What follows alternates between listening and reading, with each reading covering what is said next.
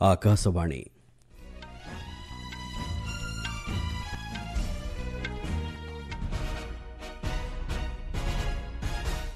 संवाद पढ़ुछंती चंदन घोष। मुख्य संवाद अहमदाबाद विमान दुर्घटनार तदंत प्रक्रिया जारी। दुर्घटनास्थल मिलिला ब्लैक बॉक्स और डिजिटल फ्लाइट रेकर्डर।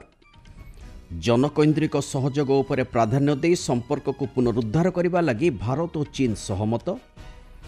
आयुष मंत्रालय पक्षरु आसंताकाली नुआदिल्ली ठारे अनुष्ठित हेबो जोग संपर्कित एक हाइब्रिड विश्व सम्मिलनी।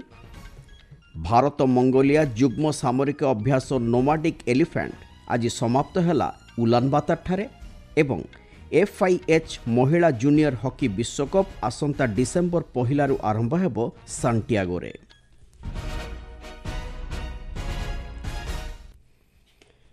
प्रधानमंत्री नरेंद्र मोदी आज अहमदाबाद गस्त कर एयर इंडिया विमान दुर्घटन आहत होइथिबा व्यक्ति को हस्पिटाल में भेटिचंती। सामाजिक गणमाध्यम रे पोस्ट करी प्रधानमंत्री कहिचंती एई दुखद घटना समस्त को गभीर आघात देइछि। जेउ भली भाबरे यात्री मानकर हठात जीवनहानि घटिछि ताहा शब्दरे प्रकाश करिबा संभव नुहे। मृतकंक परिवार प्रति प्रधानमंत्री गभीर समवेदना प्रकाश करिसंती। मृतकंक परिवार पीड़ा और दुख को से बुझी पारुचंती एवं सेमानक पई एही क्षति अपूरणीय होई रहिबो बोली प्रधानमंत्री कहिसंती। अन्यपक्षरे अहमदाबाद विमान दुर्घटना स्थलीरो ब्लैक बॉक्स उद्धार करा जायछि बोली पुलिस पक्षरु सूचना दिया जायछि। गुजरातर संत्रासवाद निरोधी स्क्वाड घटनास्थलीरू एक डिजिटल फ्लाइट डाटा रेकर्डर मध्ये उद्धार करिछि। घटनास्थल रे सुरक्षा एजेंसी पक्षरु तलाशी और तदंत प्रक्रिया जारी रहिछि। तदंतर अग्रगति निमंते फॉरेंसिक विशेषज्ञंकर मध्ये साहाय्य निया जायथिबा सूचना मिलिछि। दुर्घटनार प्रकृत कारण एपर्यंत जणाଯାଇ नथिले मध्य फॉरेंसिक परीक्षा एवं आधुनिक वैषयिक ज्ञान परीक्षा रिपोर्ट को अपेक्षा करा जायछि। एई दुर्घटना स्थलीर संलग्न अंचलरू अनेक स्थानीय बासिंदा मध्य निखोज थिबा जणा पड़िछि। सेमानकु वर्तमान खोजिबा लागि पुलिस पक्षरु प्रक्रिया जारी रहिछि। एई दुर्घटनारे मृत तथा आहत व्यक्तिंक परिवारवर्गंकु साहाय्य और सहयोग जोगाई देबा लागि राज्य सरकारक पक्षरु बहुविध पदक्षेप निया जायछि। ଏହି ଦୁର୍ଘଟଣାରେ आहतଙ୍କୁ ସ୍ଥାନୀୟ ସିଭିଲ ହସ୍ପିଟାଲରେ ଚିକିତ୍ସା କରାଯାଉଛି। आहत ବ୍ୟକ୍ତି को ବଞ୍ଚାଇବା ଲାଗି ଜନସାଧାରଣ ନିଜ ପକ୍ଷରୁ ରକ୍ତଦାନ ନିମନ୍ତେ ଆଗେଇ ଆସୁଥିବା ଜଣାଯାଇଛି। ଏହାଛଡ଼ା ଅହମ୍ମଦାବାଦ ସ୍ଥିତ ମିଲିଟାରୀ କ୍ୟାଣ୍ଟନମେଣ୍ଟ ଠାରେ ମଧ୍ୟ ଭାରତୀୟ ସେନାବାହିନୀ ପକ୍ଷରୁ ଏକ ରକ୍ତଦାନ ଶିବିର ଆୟୋଜିତ ହୋଇଯାଇଛି। आम संवाददाता निकटर मिलिथिबा सूचना अनुसार यह विमान दुर्घटन मृतकों मध्य 7 जनक पार्थिव शरीर को सेमानक परिवारवर्ग को हस्तांतर करा जाय सारिछि। इतिमध्यरे मृतकों को चिन्हट करने लगी 200 रु ऊर्ध्व DNA सैंपल संग्रह करा जाय सारिछि बोली आम संवाददाता जणाइछन्ति। एहाछड़ा सिविल हस्पिटाल ठारे आहत मानकर आशु चिकित्सा को त्वरान्वित करा जिबा सहित सेमानकर परिवारवर्गक लागि पर्याप्त सुविधा व्यवस्था करा जायछि।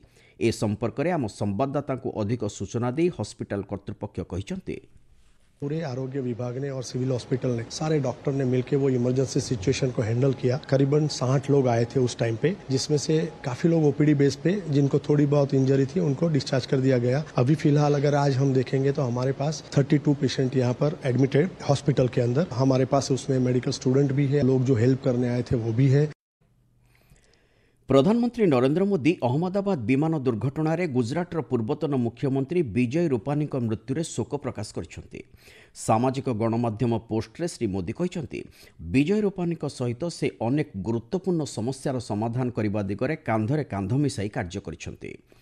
ଏହି ଅବସରରେ ରୂପାନୀଙ୍କର ବିଭିନ୍ନ ଜନକଲ୍ୟାଣକାରୀ କାର୍ଯ୍ୟ ଉପରେ ପ୍ରଧାନମନ୍ତ୍ରୀ ଆଲୋକପାତ କରିବା ସହିତ ତାଙ୍କର ତ୍ୟାଗ ମନୋବୃତ୍ତି ତଥା ଜନସେବା ଲାଗି ସେ ସର୍ବଦା ସ୍ମରଣୀୟ ହୋଇ ରହିବେ ବୋଲି ଉଲ୍ଲେଖ କରିଛନ୍ତି।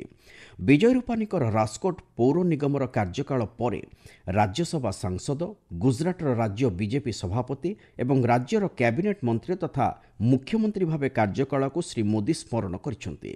बीजेपी चिंताधारा प्रति तांकर प्रतिबद्धता एवं कर्तव्यनिष्ठा आगामी पीढ़ी को प्रेरणा जोगाइब बोली प्रधानमंत्री निज पोस्ट रे उल्लेख करछन्ते।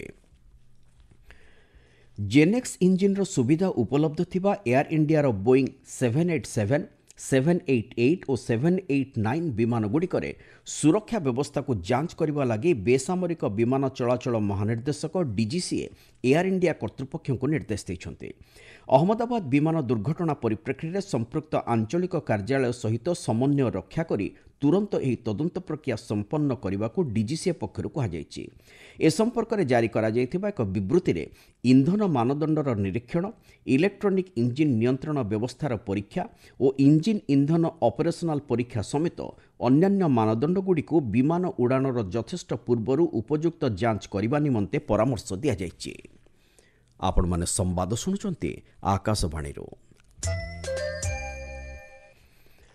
ଜନକୈନ୍ଦ୍ରିକ ସହଯୋଗ ଉପରେ ପ୍ରାଧାନ୍ୟ ଦେଇ ସମ୍ପର୍କକୁ ପୁନରୁଦ୍ଧାର କରିବା ଲାଗି ଭାରତ ଓ ଚୀନ ସହମତ ହୋଇଛନ୍ତି। ଚୀନର ଉପବୈଦେଶିକ ମନ୍ତ୍ରୀ ସାନ୍ ୱିଡଙ୍ଗଙ୍କର ଦୁଇଦିନିଆ ଭାରତ ଗସ୍ତ ଅବସରରେ ଆଜି ନୂଆଦିଲ୍ଲୀଠାରେ ବୈଦେଶିକ ସଚିବ ବିକ୍ରମ ମିଶ୍ରିଙ୍କ ସହିତ ସାକ୍ଷାତ ଆଲୋଚନା ସମୟରେ ଏହି ମତ ପ୍ରକାଶ ପାଇଛି। ବେଜିଂଠାରେ ଗତ ଜାନୁଆରୀ ମାସରେ ଅନୁଷ୍ଠିତ ବୈଠକ ପରଠାରୁ ଦ୍ୱିପକ୍ଷୀୟ ସମ୍ପର୍କର ଅଗ୍ରଗତି ଉପରେ ସମୀକ୍ଷା କରାଯିବା ସହିତ ସୀମା ଅଞ୍ଚଳରେ ସ୍ଥିରତା ବଜାୟ ରଖିବା ଉପରେ ମଧ୍ୟ ଗୁରୁତ୍ୱାରୋପ କରାଯାଇଛି। ମିଳିଥିବା ସୂଚନା ଅନୁଯାୟୀ ଦ୍ୱିପକ୍ଷୀୟ ସମ୍ପର୍କକୁ ଅଧିକ ସଶକ୍ତ କରିବା ତଥା ଦୁଇ ଦେଶ ମଧ୍ୟରେ ସିଧାସଳଖ ବାୟୁସେବା ଆରମ୍ଭ କରିବା ଦିଗରେ ବିବିଧ ପଦକ୍ଷେପ ନେବାକୁ ଭାରତ ଓ ଚୀନ ସମ୍ମତି ପ୍ରଦାନ କରିଛନ୍ତି। ଏଥିଲାଗି ବାୟୁସେବା ଚୁକ୍ତିନାମା ଖୁବ୍ ଶୀଘ୍ର ସ୍ୱାକ୍ଷରିତ ହେବ ବୋଲି ଶ୍ରୀ ମିଶ୍ରି ଆଶାବ୍ୟକ୍ତ କରିଛନ୍ତି। ଏତଦ୍ବ୍ୟତୀତ ଦୁଇ ଦେଶ ମଧ୍ୟରେ ଭିସା ସୁବିଧାକୁ ଅଧିକ ସୁସଂହତ କରିବା ଲାଗି ଆବଶ୍ୟକ ପଦକ୍ଷେପ ନେବା ଉପରେ ସହମତି ପ୍ରକାଶ ପାଇଛି।